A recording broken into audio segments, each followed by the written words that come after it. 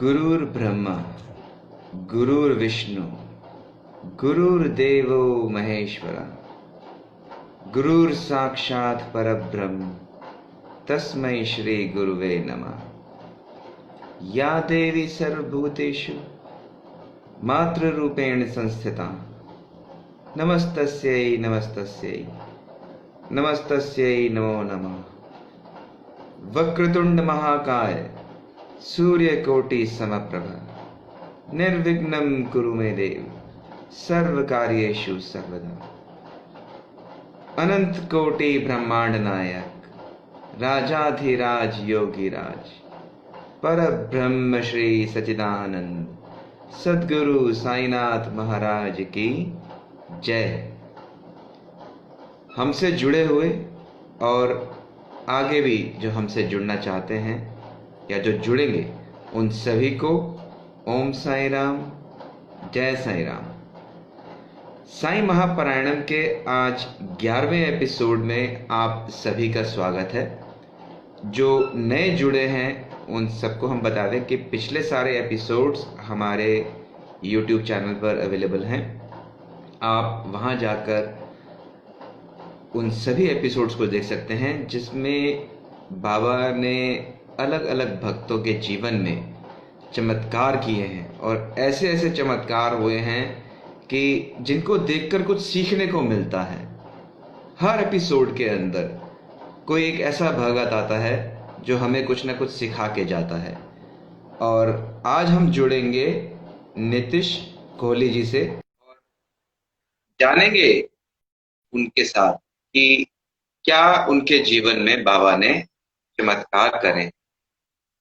तो अगर आप भी ऐसे ही हमारे साथ जुड़ना चाहते हैं तो आप हमें व्हाट्सएप कॉल करें 8527323121 पर ये प्रोग्राम खत्म होने के बाद। और हमारे साथ जुड़ चुके हैं नीतीश कोहली जी। स्वागत है नीतीश भैया आपका। ओम साई राम, ओम साई राम। ओम साई राम, जय साई राम। तो जितने भगत लाइव जुड़े हुए हैं उन सभी को हम बता दें कि आज ये कार्यक्रम जो होता है ये एक साक्षात्कार रूप में होता है, एक इंटरव्यू फॉर्म होता है जिसमें हम सारी डिटेल्स जानते हैं शुरू से अब तक की, आगे की बाबा जाने। तो नीतीश भैया सबसे पहले आप अपना थोड़ा सा परिचय दे दें। जी बिल्कुल भैया, सबसे पहले सभी को ओम साई राम, जय साई राम। मैं नीतीश कोहली रोहिणी में रहता हूँ और बाबा के साथ मैं पिछले 12 साल से जुड़ा हूँ। ये कह सकता हूँ कि बाबा मेरे घर में एक सबसे मेन मेंबर है मेरे घर के। जैसे मम्मी पापा मैं और सबसे बड़े मेरे साईं है मेरे घर में, जो मेरे माँ बाप से भी बढ़कर है मेरे लिए। और बाबा के साथ जुड़ना बहुत ही एक अच्छा एक्सपीरियंस मेरे साथ रहा है कि बाबा ने मुझे ऐसे ऐसे चीजें दिखाई है तो मैं कभी सोच भी नहीं सकता था। मुझे मेरा साईं वहां मिला है जहां हर इंसान सोचता है कि वहां पे कोई नहीं मिल सकता। मुझे मेरा साईं बरसाना में मिला है, मेरा साईं मुझे वृंदावन में मिला है। जहां मैंने अपने साईं को याद किया है मुझे मेरा साईं वहां पे मिला है, चाहे वो किसी भी रूप में मिला हो चाहे कैसे भी मिला हो। जैसा भाव रहा जिस जन का वैसा रूप हुआ मेरे मन का। बिल्कुल बाबा बिल्कुल। का ये वचन जो है ये आप पर बिल्कुल सटीक बैठता है। तो नीतीश भैया सबसे पहले हम शुरुआत करते हैं आपकी लाइफ हिस्ट्री से। आपका जन्म कहाँ हुआ, कब हुआ? भैया मेरा जन्म 25 जनवरी 1995 में दिल्ली में ही हुआ है, नरेले में। और मैं एक मिडिल क्लास फैमिली से बिलोंग करता हूँ। मेरे घर में जो है मेरे मम्मी पापा और एक बड़ी सिस्टर की शादी हो चुकी है और मैं सबसे छोटा हूँ अपने घर में। तो आपकी पढ़ाई लिखाई? पढ़ाई लिखाई भैया बस डामाडोल जिसे कहते हैं वो चलती आई है हमेशा से। 10th तक मैंने न्यू बाल भारती स्कूल जो रोहिणी में है वहां से पढ़ाई की। उसके बाद 11th 12th RS से राइजिंग स्टार एकेडमी पीतमपुरा से। उसके बाद मैं अभी बीकॉम करी है, मैंने फाइनल ईयर कंप्लीट हुआ है। बस सब साईं की कृपा है कि बस चल रही थी और चलती गई। चलो बाबा सुख रखे। बाबा का नाम आपने सबसे पहले कब सुना? बाबा का नाम मैंने सबसे पहले 2008 में सुना था कि मुझे बहुतों ने कहा था कि रोहिणी साईं मंदिर में एक मंदिर है बाबा का, बहुत विशाल मंदिर है। और मैं मेरी बुआ जो रोहिणी में रहती थी पहले, तो यहाँ मैं आता था तो एक दिन मैं मम्मी चले गए बाबा के मंदिर, वहाँ बाबा का इतना प्यारा दर्शन हुआ कि कुछ कह नहीं सकते। उसके बाद फर्स्ट टाइम मैं बाबा की बहुत छोटी सा स्वरूप अपने घर में लेके आया था और बाबा की मैंने स्थापना की। और जैसा आप अभी देख सकते हैं मेरे पीछे जो बाबा का समाधि मंदिर मैंने बनाया हुआ है। तो धीरे धीरे धीरे मेरे बाबा आते गए, मैं जुड़ता गया। फिर साई संध्या में जाना मैंने स्टार्ट किया, हमसर याद जी को सुनना स्टार्ट किया, बाबा से जुड़ता गया और पता नहीं कब चला कि मैं बाबा का ही हो गया। क्या बात है। अच्छा, मैंने आपको ये देखा है ज्यादातर अक्सर कि मैं किसी साई संध्या वगैरह में मैं गया हूँ, तो आप फोटोग्राफी वगैरह भी का शौक रखते हैं, तो क्या एज ए प्रोफेशन ले रखा है आपने उसको या खाली शौकिया तौर पर है? नहीं भैया, शौक भी है, प्रोफेशनल भी है। फिलहाल मैं इससे बिल्कुल एक तरह से जुड़ चुका हूँ। उससे पहले मैंने 3 साल मैंने बैंक में जॉब की है। 2015 से लेकर 2018 तक मैंने बैंक में जॉब की है। 2 साल कोटक महिंद्रा बैंक में असिस्टेंट मैनेजर, और उसके बाद 1 साल मैंने एचडीएफसी बैंक में। और उसके बाद जब क्या मन हो बात। गया तो फिर तो मैं, जब बाबा ने ये सेवा करवाई खबर, सबको पसंद आने लगे कि हम बहुत अच्छी आप फोटोग्राफी करते हो, तो मैं फिर इसी में चला गया हूँ। बाबा की कृपा। तो कैसे, मतलब बाबा की तरफ रुझान बढ़ना शुरू हुआ? ऐसा क्या आपके लाइफ में एक्सपीरियंसेस हुए कि बाबा ने आपको अपनी तरफ जोड़ा? भैया सबसे पहले तो मैं बताऊंगा कि जब मैं फर्स्ट टाइम शिरडी गया, मेरे मन में बहुत एक तड़प थी कि मैं शिरडी जाऊं, बाबा का दर्शन करूं मैं भी जाके। तो बात है 2010 की, जब मेरे 9th के एग्जाम थे और हम पूरी फैमिली में, चाचा चाची, मम्मी पापा, बुआ, हम सबने टिकट बुक कराई शिरडी की। मुझे पता नहीं था कि शिरडी की टिकट बुक हुई है। 12 मार्च की टिकट बुक हो गई थी हम लोगों की शिरडी की। और सडनली प्रॉब्लम ये थी कि 12 मार्च को ही मेरा एग्जाम था। अच्छा। 9th का मेरा साइंस का एग्जाम था। तो हमने स्कूल वालों से रिक्वेस्ट भी करी कि या थोड़ा एक दिन पहले ले लिया जाए या फिर बाद में ले लिया जाए, बट स्कूल वाले नहीं माने इस चीज को कि नहीं, ये सीबीएसई का एग्जाम है, सीसी पैटर्न है, तो हम इसे नहीं कर सकते। तो फिर मेरे बहुत ज्यादा प्रॉब्लम हो गई कि मैं कैसे शिरडी जाऊं, मैं रोने लग गया था। उस समय में हमसर याद जी का एक बहुत प्यारा भजन है, मस्ती मस्ती साईं की मुझे मस्ती मस्ती, जब बाबा बुलाएंगे शिरडी की बस्ती में बैठ के जाऊंगा ईमान की हस्ती में। फिर सुनने में आया कि मेरी टिकट कैंसिल हो रही है। तो मैं उस समय उदास हो गया था कि बाबा शायद मुझे शिरडी नहीं बुलाना चाहते।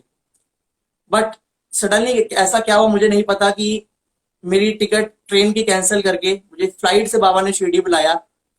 12 मार्च मेरी शाम की फ्लाइट थी दिल्ली से मुंबई। उसके बाद फिर वहां से मैं शिरडी पहुंचा और इतना मैं उत्साहित था कि बाबा से मिलूंगा, बाबा से मिलूंगा। और जब बाबा के मैंने दर्शन करे तो पता नहीं चला कि क्या हुआ। और बस साईं ने ऐसी कृपा करी कि बाबा ने मुझे फ्लाइट से शिरडी बुलाया पहली बार, जब मैं कभी सोच भी नहीं पा रहा था उस समय।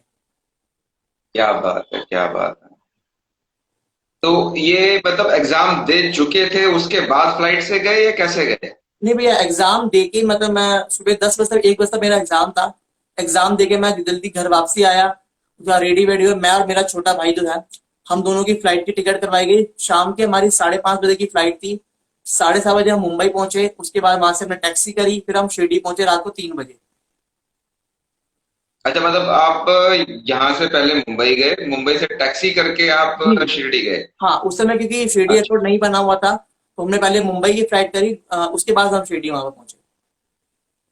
क्या बात है, बाबा कृपा। मतलब बाबा, साई सच्चरित्र में भी ऐसा लिखा हुआ है कि बाबा अपने भक्तों को ऐसे खींच लेते हैं जैसे धागे से बंधी हुई चिड़िया के पैर होते हैं, वो तो है। और उसके शिरडी बाद वही जाता है जिसको बाबा बुलाते हैं। बिल्कुल भैया, उसके बाद मैं 6 साल तक मैं बाबा के लिए तड़पा हूँ, जो 6 साल तक मैं शिरडी नहीं जा पाया। मन में एक बात थी कि बाबा, समझ नहीं आता था क्योंकि कुछ आइडिया नहीं था कि शिरडी कितना है। पहली बार मैं सिर्फ अपने फैमिली वालों के साथ ही गया था। तो एक दिन की बात है, मैं लोधी रोड मंदिर गया हुआ था और बाहर बैठा हुआ था बाबा के यहाँ पे, तो मुझे कोई खिचड़ी दे के गया। उसके बाद मैं सामने बोर्ड पे देख रहा हूँ, वहां पे ट्रेन के फेयर लिखे हुए थे कि दिल्ली से कोपरगांव, दिल्ली से मनमाड़ आप शिरडी पहुंच सकते हो, ये ट्रेन के फेयर। तो मैंने बाबा को वहां बैठे बैठे बात बोली कि बाबा, इतनी सस्ती तेरी ट्रेन की टिकट है, तो क्या मैं 6 साल मुझे इंतजार आपने करवा दिया है, तो कब आप मुझे बुलाओगे? तो सडनली उसके 1 हफ्ते बाद ही हमारा जो ग्रुप है साईं फकीर के दीवाने, उसमें एक बात आई कि शिरडी यात्रा हम लेके जाएंगे जनवरी 2016 में। तो मैं बहुत ज्यादा खुश हुआ, मैंने फटाफट बाबा की शिरडी की टिकट करवाई। और उसके बाद 2016 में बाबा के मैं शिरडी दोबारा पहुंचा सेकंड टाइम। और उसके बाद से तो बाबा ने कभी रोका ही नहीं। जब जब बुलाते, जब जब क्या बात। दौड़ाता हूँ, चाहे हर महीने चाहे 2 महीने क्या बाद। आपने भी बोला साईं फकीर के दीवाने, कौन सा ग्रुप है ये, कैसा ग्रुप है? भैया बेसिकली हमने 2015 में बनाया था साईं फकीर के दीवाने। इसी के माध्यम से हम हर साल संध्या करते थे, हमने 3 संध्या करी है, जिसमें हम साथ साथ एक अच्छा काम भी करते थे। जैसे पहली संध्या हमारी हुई थी बेटी पढ़ाओ बेटी बचाओ, उसमें हमने एक कला प्रतियोगिता भी की थी, और कुछ गरीब बच्चे थे जो पाकिस्तान से इंडिया आए हुए थे, हिंदुस्तानी, उस उन्हें उन्हें हमने स्कूल की किताबें ये सब हमने डोनेशन किया, कि हमें एक हमारा एम था कि बेटी को बचाना चाहिए। उसके बाद 2016 में हमने दोबारा एक संध्या करी, जिसमें हमने बुजुर्गों का वो सेवा के लिए हमने वो करा। उसमें हमने कुछ राशन, हम जो यहाँ पे है वो ना, नेहरू मजनू के टीले पे एक वो है ओल्ड एज होम, हमने वहां डोनेट किया। मतलब हर साल हम बाबा की संध्या रखवाते थे, साथ में हम एक अच्छा इवेंट करते थे, तो बाबा का छोटा सा कार्य होता था कि हम बाबा से जुड़ सके और औरों के साथ भी जुड़ सके। चलो, बाबा कृपा। तो ये जो संध्या शुरू करने का काम आप लोगों ने सोचा, जी। तो ये वन मैन शो रहा या पूरा कोई टीम वर्क था, या कौन था इसके पीछे? नहीं भैया, वैसे तो बेसिकली टीम वर्क है, और आज भी ये संस्था हमारी बनी हुई है बाबा की कृपा से। 2015, 16, 17 हमने बाबा की संध्या करी। उसके बाद फिर हम हर साल बाबा की साईं पालकी जरूर निकालते हैं, चाहे वो रोहिणी में हो चाहे वो शिरडी में हो। ये संस्था अभी बनी हुई है, और इसके साथ बहुत सारे लोग हमारे साथ जुड़े भी हैं और आगे जुड़ भी रहे हैं। चलो, बहुत अच्छा था। और लाइफ में क्या आपने ऐसे एक्सपीरियंसेस हमें बताइए कि जिससे भक्तों को कुछ सीखने को मिले, कि हाँ, वाकई में कोई ऐसा चमत्कार हुआ आपके साथ चमत्कार तो मैं यही कि कहूंगा कि बाबा को। हाँ जी, हाँ जी। मैं यही जानना चाहता कि लाइफ में देखो, एक्सपीरियंसेस हर किसी की जिंदगी में होते हैं। ठीक बिल्कुल। है। कोई कहता है जी मेरे को मुझे बुखार हुआ, मैंने बाबा की ऊदी खाई, मैं ठीक हो गया। ठीक है। लेकिन ये हम इसको एक्सपीरियंस में काउंट नहीं करते। एक्सपीरियंसेस वो होते हैं कि जिसमें आपकी एक लाइफ चेंज हो जाती है, बिल्कुल जिससे भैया। आपको पता चलता है कि एहसास होता है। कई बार भक्तों को बाबा के दर्शन तक होते हैं कि हाँ यार, मैं ऐसी जगह गया, यहाँ मुझे बाबा की अनुभूति महसूस हुई। तो कुछ ऐसा आपकी लाइफ में एक्सपीरियंस हुआ हो? सबसे लाइफ में पहले जैसे आपने शिरडी में आप गए, वहां क्या आपने एक्सपीरियंस किया? शिरडी में भैया उस समय मुझे इतना नॉलेज नहीं था कि बाबा से मैं सडनली जुड़ा ही था, बट मुझे याद है कि जब मैं 2010 में शिरडी में गया था, तो मैं बाबा की द्वारका माई के बाहर घूम रहा था। तो सडनली एक बूढ़े बाबा मुझे दिखे थे। उन्होंने से मुझे एक बहुत छोटी सी बात बोली थी, मैं उसका मुझे याद नहीं है, सिर्फ उन्होंने बाबा मुझे बोली थी कि बेटा इसके अंदर जरूर जाना, द्वारका माई के अंदर जरूर जाना। तो मैंने कहा हाँ जी, मैं बस अंदर ही जा रहा हूँ। वो कौन थे, वो क्या थे, मुझे नहीं पता, क्योंकि मैं पहली बार ही शिरडी गया था, और मैं उस समय बहुत छोटा भी था, ज्यादा बड़ा नहीं था, तो 9th क्लास के मैंने एग्जाम ही दिए थे, यानी 14 साल 15 साल का था। तो मैंने जब दर्शन करके मैं अंदर गया बाबा के, मैंने दर्शन करे, मुझे किसी ने बताया कि ये बाबा की धुनी है, ये सब है। तो मैं वापसी बाहर आया, तो मैं जब उन बाबा से जरूर मिलता हूँ, क्योंकि वो तो वहां बैठे होंगे। ऑरेंज कलर का उन्होंने चोला सा पहना हुआ था। उसके बाद वो मुझे नहीं दिखे। मतलब मैं ये कहना चाहूंगा कि साईं ने मुझे खुद हाथ पकड़ के अपनी द्वारका माई के अंदर ले गए। और मैं आज भी ये बात मानता हूँ कि बाबा द्वारका माई के अंदर ही बैठे हुए हैं। कोई भी शिरडी जाता है या मैं खुद शिरडी जाता हूँ, तो मैं द्वारका माई को नहीं छोड़ता। जैसे मैं आपको एक बार दिखाना चाहूंगा भैया ठीक कि है। जैसे ये कोई मेरे यहाँ पर द्वारका माई मैंने बाबा की बनाई हुई है। क्या बात, क्या बात, बाबा की बाबा द्वारका माई कृपा। मैंने बनाई है, बिल्कुल ऑलमोस्ट सेम मैंने द्वारका माई बाबा की बनाई है, और ये बाबा का समाधि मंदिर है। और तो बताओ, बताओ, बताओ, बताओ। हाँ, तो मेरा मेन एक्सपीरियंस जो था वो ये था कि जब 2015 में मैं जॉब को लेके बहुत ज्यादा बहुत प्रॉब्लम में था, कि घर वालों की थोड़ी सी टेंशन भी थी उस समय। मैं घर में आराम से सोया हुआ था, मेरी एक फ्रेंड है, वो मुझे बाबा के पास लेके गई थी कि मुझे तेरे बाबा से लड़ाई करनी है। मैंने कहा ऐसा क्या हो गया कि तुझे साईं से लड़ाई करनी है? कहीं नहीं, मुझे तेरे बाबा से लड़ाई करनी है, तू साथ चल मेरे। मैं कहा, चल ठीक है। हम्म। हम लोग लोधी रोड मंदिर गए, वो अपना कुछ पर्सनल बात को लेके बाबा से लड़ाई कर रही थी, और मैं साईं को सिर्फ ये बात बोल रहा था कि साईं, मेहनत कर रहा हूँ, जॉब भी ढूंढ रहा हूँ, बट मुझे वो चीज नहीं मिल रही है जो मैं करना चाहता हूँ। 8,000 9,000 की जॉब मैं नहीं कर सकता उस समय। तो मुझे कुछ आप अच्छा वो करिए कि मैं आगे बढ़ सकूं। और वहां पे द्वारका माई में एक धागा बांधा जाता है, जिसे कहते हैं मन्नतें पूरी होती है। मेरी फ्रेंड ने भी वो धागा बांधा, मैंने भी वो धागा बांधा, सिर्फ एक बात कहती, साईं मेरी जीवन को आप ही को आगे बढ़ाना है, मैं कुछ नहीं कर सकता, जो करना आप ही ने करना है। उसके एक हफ्ते बाद ही ये हुआ कि मुझे कोटक महिंद्रा से फोन आया कि आप इंटरव्यू के लिए आ जाइए। और 7 अक्टूबर 2015 को मैंने वो ज्वाइन किया था। क्या बात है। तो क्या बिकॉज पैकेज मिला था उस टाइम? भैया उस समय मुझे तो मिला था वो था 17,000। वो करते करते करते 25,000 तक पहुंच गया था। बाबा कृपा, बाबा कृपा। तो जैसा है कि नीतीश भैया बता रहे हैं, शिरडी जाते हैं और बाबा के इनको किस प्रकार से दर्शन हुए। तो हमारे साथ जो भगत जुड़े हुए हैं, आज मैं उन सबको एक छोटी सी चीज दिखा देता हूँ कि हम शिरडी जाते हैं और वहां से हम खीलों का प्रसाद लेकर आते हैं, अ, पेड़े का प्रसाद लेकर आते हैं। बिल्कुल। या अगर आप शिरडी जाओ ना, तो लेंडी बाग से जरा सी मिट्टी ले आ, और वो मिट्टी लाके अपने घर के तुलसी के पौधे में मिला दे। जी। क्योंकि बाबा शिरडी में सब जगह घूमे हैं, लेकिन एग्जैक्टली कहाँ घूमे हैं ये किसी को नहीं पता अभी हम, बिल्कुल। आज की जनरेशन। लेकिन लेंडी बाग ऐसी जगह है कि जहां बाबा ने अपने हाथों से फूल पौधे उगाए हैं। बिल्कुल भैया। तो उनकी चरण धूल आज लेंडी बाग में है। तो वहां की मिट्टी लाके आप किसी को प्रसाद के तौर पर भी अगर आप देना चाहो तो वो दे सकते हो, रादर दैन ये कील बताशे और ये जो पेड़े होते हैं। क्योंकि जो मिट्टी है बाबा की, वो बिल्कुल बाबा की चरण धूल है। बिल्कुल भैया। वो मैं लाके जरूर आप याद अपने घर रखूंगा। के तुलसी के गमले में मिला सकते हो।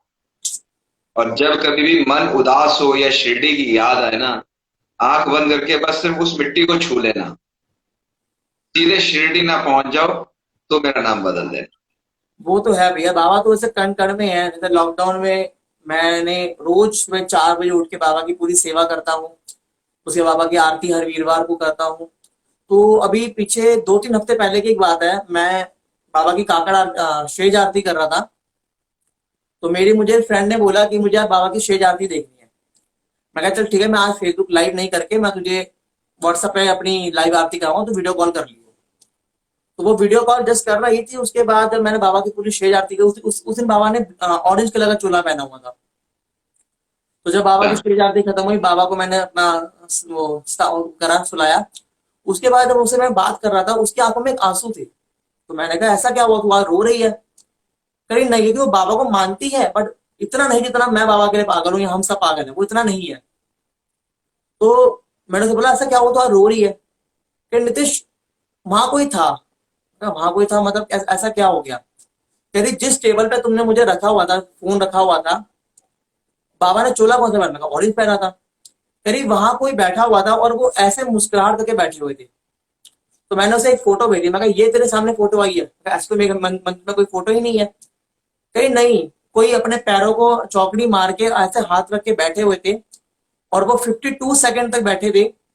वही रुद्राक्ष की माला पहनी हुई थी, वही ऑरेंज चोला उन्होंने पहना हुआ था, उस टेबल के ऊपर बैठी थी। उसके बाद वो खड़े हुए हैं, वो घूमे हैं और वो गायब हो गए। मगर मतलब मैं समझा नहीं। कह रही आज साईं मुझे मिल गए हैं। तो उस दिन मैं बहुत ऐसा रोया कि बाबा, शायद मैं आपको नहीं देख पाया, बट ये मुझे बहुत खुशी मिली कि उस लड़की को आप मिले जो आपको मानती थी बट इतना नहीं मानती थी। तो ये बात है कि साईं को जब भी हम याद करते हैं और दिल से याद करते हैं, तो हम साईं हमारे पास जरूर आ जाता है। वो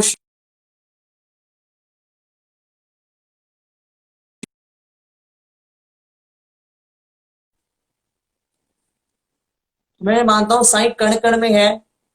और जब भी याद करो, जैसे आज हम 8 महीने हो चुके हैं, मैं लास्ट मार्च में शिरडी गया था। उसके बाद हम शिरडी नहीं जा पा रहे। आज सब लोग उदास हैं कि हम शिरडी जाना चाहते हैं, बाबा से मिलना चाहते हैं। बट मैं ये चाहता हूँ, मैं भी उदास हूँ कि मैं भी शिरडी जाना चाहता हूँ। बट ये मानो कि साईं हमारे पास है, यही हमारी शिरडी है, यही हमारी बाबा की द्वारका माई है। बिल्कुल, बहुत अच्छे भाव होते हैं नितिश भाई। किसी भी भगवान को मानने के लिए ना, हम लोग कोशिश करते हैं कि हमें बाबा की आरती आती हो, हमें आरती याद हो जाए। ठीक है ना? तो हम जब कभी मंदिर जाएं या कहीं ऐसे जाएं तो हम भी बाबा की आरती बोलें। तो मैं आपको एक छोटा सा इंसिडेंट बताता हूँ, पता नहीं ये रियल है या कहानी है क्या है, कि एक बार एक सरदार जी जो थे, वो गुरुद्वारे के रागी हुआ करते, हाँ जी। और पूरी अरदास पढ़ते थे वो वहां खड़े होके। तो उनका एक बड़ा छोटा बच्चा था। तो वो जी। कहता कि पापा जी आज मैं भी चलांगा अरदास पढ़ने। तो बाप हंसता है कि बेटा ये वो तो बड़ी मुश्किल है, बड़ी लंबी है, तुझे तो अभी आती भी नहीं, तुझे तो अभी बोलना भी नहीं आता, शुरुआत करी है तूने तो उसके बाद वो कहते हैं कि नहीं पापा मैं तो जाना है और आप कुछ भी करो, आज अरदास मैं करूंगा। कहता है, चल ठीक है, एक काम कर कि मेरे साथ खड़ा हो जाइयो, ठीक है, हम्म। और हम अरदास करेंगे। वो दोनों जाते हैं और बाप जो होता है, सरदार जी जो होते हैं, वो पूरे अपनी अरदास पढ़ लेते हैं वहां खड़े होके। और बिल्कुल। बेटा को देखते हैं कि वो ना कुछ मुंह में बड़बड़ा रहा होता है। तो अरदास पूरी करने के बाद जब सारी संगत को प्रसाद वगैरह खिला के वो अपने बेटे को पास बुलाते हैं, कहते हैं बेटे क्या कर रहे थे तुम? कहता है पापा मैं ना पूरी ऊड़ा एड़ा ईड़ी जड़ी पंजाबी च हुंदी है, मैं पूरी पढ़ के मैं अपने बाबे नु कह दिता कि ਇਹਦੇ ਚੋਂ अपनी अरदास बना लेना। ਮੈਨੂੰ पूरी अरदास नहीं आंदी बोलनी, लेकिन ਇਹ ਜਿਹੜੀ मैं पूरी ABCD ਹੈਗੀ ਜਿਹੜੀ ਸਾਡੀ ਪੰਜਾਬੀਆਂ ਦੀ ਊੜਾ ਐੜਾ ਈੜੀ, ਇਹ मैं पूरी पढ़ ਦਿੱਤੀ है ਤੇ ਇਹਨਾਂ ਨੂੰ जोड़ के अपनी अरदास बना लेना। तो वो जो सरदार जी थे बहुत रोए। कहते हैं मैं इतने सालों से मैं अरदास कर रहा हूं बेटा, लेकिन जो तूने आज अरदास करी है ना, ये सबसे बड़ी अरदास है, क्योंकि इस अरदास में भाव जुड़े हुए हैं, साफ सच्चे मन के भाव। हम यहाँ खड़े हैं, हम गर्व करते हैं कि हमें पूरी अरदास याद है, हमें पूरी आरती याद है, बिल्कुल। घमंड आता है अपने अंदर, एक प्राउड फील करते हैं कि हाँ जी हम खड़े हैं सबसे आगे, हम आगे खड़े होके बोल रहे हैं, लेकिन हमारे में वो भाव नहीं, जो भाव उस छोटे से साफ सुथरे बच्चे के मन के अंदर होते हैं। तो मैं ये बिल्कुल। कहता हूँ कि हम कभी भी मंदिर जाएं, गुरुद्वारे जाएं, या कहीं पर भी जाएं धार्मिक स्थान पर, देखो सच्चे मन से जो मांग सकते हो वो मांगना, या जो बोल सकते हो वो बोल। हम लोगों की कोई औकात नहीं है कि हम उस मालिक के आगे, अपने गुरु के आगे, मैं बाबा को भगवान नहीं मानता, मैं बाबा को गुरु मानता हूँ। कई बार कई लेडीज, अभी मैं आपको बताता हूँ, कल मेरे पास एक मैसेज आया।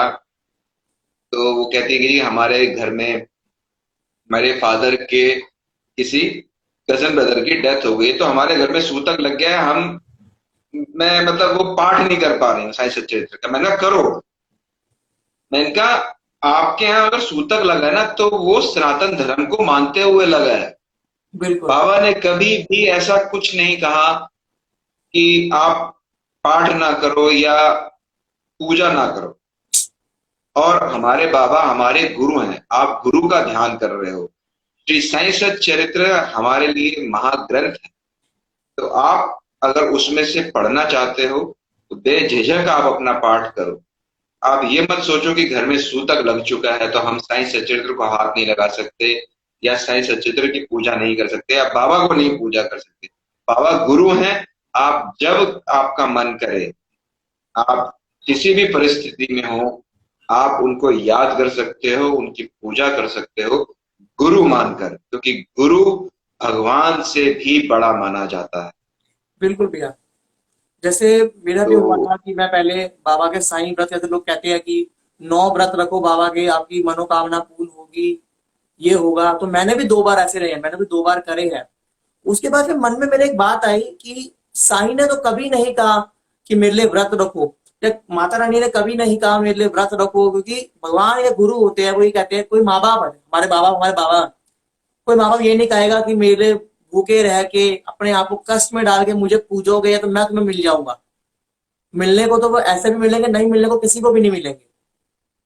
तो उस दिन से मेरे मन में बात आई थी कि नहीं, फास्ट, जैसे लोग कहते हैं ना व्रत रखना जरूरी है, ऐसा कुछ नहीं है। बट अगर भगवान को मानना है तो दिल से मानो। व्रत रखने से कुछ नहीं होगा, ना साईं मिलेगा ना कोई। मानना है बाबा बिल्कुल को दिल ठीक से है। मानो, साईं को दिल से पुकारो। वो शायद होता वो अभी भी हमारे साथ ही बैठे हो, भाव देखने वाले होते हैं। जैसे मैंने बताया था कि मैं फर्स्ट टाइम जब बरसाना गया था, मैं आज तक बरसाना नहीं गया था, 2018-19 में मैं बरसाना पहली बार गया। तो जब मैंने वहां भी साईं को याद किया, वहां जाके भी मैं अगर राधे राधे बोल रहा हूँ तो सबको ओम साई राम ही बोल रहा हूँ, क्योंकि मन से सिर्फ वही बात निकलती है। बिल्कुल चाहे सही मैं बात है। हमारे जो ईस्ट है बाबा बाबा बालकनाथ, मैं हिमाचल भी जाता हूँ, वहां मैं जाके जय बाबे के साथ ओम साई राम जरूर बोलता हूँ। तो एक बार मुझे किसी ने टोका भी था, भैया यहाँ पे ओम साई राम मत बोलो। मैंने कहा क्यों? कह रहा नहीं, यहाँ पे आपको जय बाबे जी बोलना है। मैं कहा बाबे में भी बाबा आ रहा है और ओम साई में भी बाबा ही आता है, तो बात तो एक ही है ना। वो भी तो एक ही है, इन्हें भी शिव का रूप माना जाता है, वो भी शिव के रूप है बाबा बालकनाथ भी। तो जब मैं बरसाना तक जा रहा था तो सडनली हम सीढ़ी चढ़ रहे थे बरसाने की अटारी की, नीचे से बिल्कुल। वहां मैंने बाबा को याद किया कि शायद साईं, क्या आप यहाँ भी मिल सकते हो? और जब आप बाबा की अच्छा। सीढ़ी चढ़ोगे, मैं पहली बार ही गया था, मैंने उल्टे हाथ को मुड़ा, एक छोटा सा वहां मंदिर है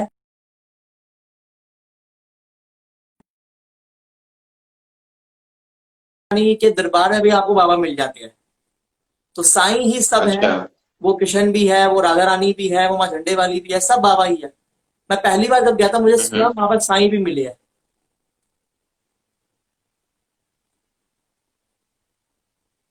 और देखो, भी बहुत सारे थे मेरे भाव साथ भी होते है। हैं। मैं तो बार बार यही कहूंगा कि अपने अंदर जो है बाबा को इस तरह बसा लो कि सांस लो तो साईं निकले अंदर जाए, और सांस छोड़ो तो राम बाहर आए। साईं राम चलते रहना चाहिए अपनी सांसों के साथ साथ। वो तो है भैया। कोशिश करो, सरेंडर करना सीखो। मैं यही चेक कहूंगा कि जिस दिन सरेंडर कर दोगे तो उस दिन अपने आप देखना लाइफ में कितने चेंजेस आएंगे। हाँ जी भैया, बताओ। वही है भैया, बस साईं को अपने साथ मान चुके हैं और यही है कि जिंदगी साईं को सौंपी हुई है।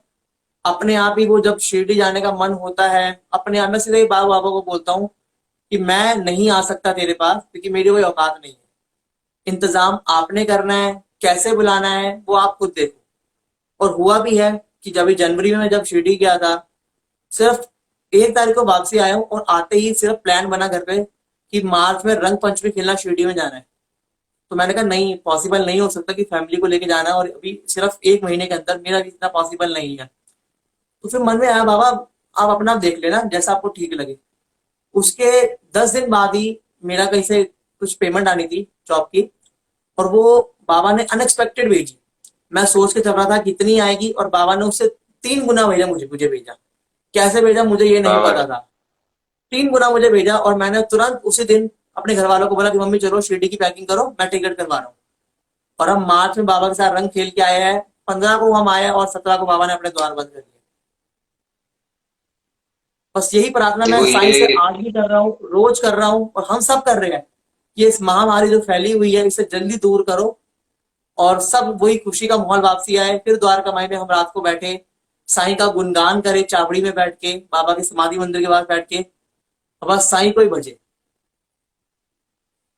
बहुत अच्छे भाव, बहुत नेक विचार। छोटी सी उम्र में नीतीश ने बाबा को बहुत करीबी रूप से जानने की कोशिश करी है, और जाना भी है। तो जितने भगत हमारे साथ यहाँ जुड़े हैं उन सभी को मैं बता दूं, साईं सच्चरित्र एक महाग्रंथ है बाबा से जुड़ने का। तो उसका जाप अवश्य करते रहिएगा। और एक बात, अगर आप हमारे साथ लाइव जुड़ना चाहते हैं तो हमें व्हाट्सएप कॉल करिए 8527323121 पर। हमारे ये सारे एपिसोड्स यूट्यूब पर भी रहेंगे। आप भूपेश खन्ना नाम से आप सर्च करेंगे यूट्यूब पे तो आपको हमारा चैनल मिल जाएगा। और आप सभी से एक छोटी सी रिक्वेस्ट, जब ये प्रोग्राम लाइव चल रहा हो तो इस दौरान कॉल ना करें, क्योंकि कनेक्शन ब्रेक हो जाता है। हाँ जी भैया, और आप क्या शेयर करना चाहते हो? मैं शेयर तो बहुत करने को है, क्योंकि सबको पता है ये बाबा साहब उनका क्या रूप है। सिर्फ ये कहूंगा कि सदा साईं नाम जपते रहिए, कि साईं राम के जो 2 वर्ड का नाम है उसमें ही पूरी सृष्टि समाई हुई है। जैसे हमारा जो ग्रुप है, नो डाउट। मैंने आपको बताया था साईं फकीर के दीवाने। हम आज भी हर महीने बाबा का साईं जाप और भजन कीर्तन करते हैं, और बाबा ने चाहा तो ये जिंदगी भर हम करते ही रहेंगे।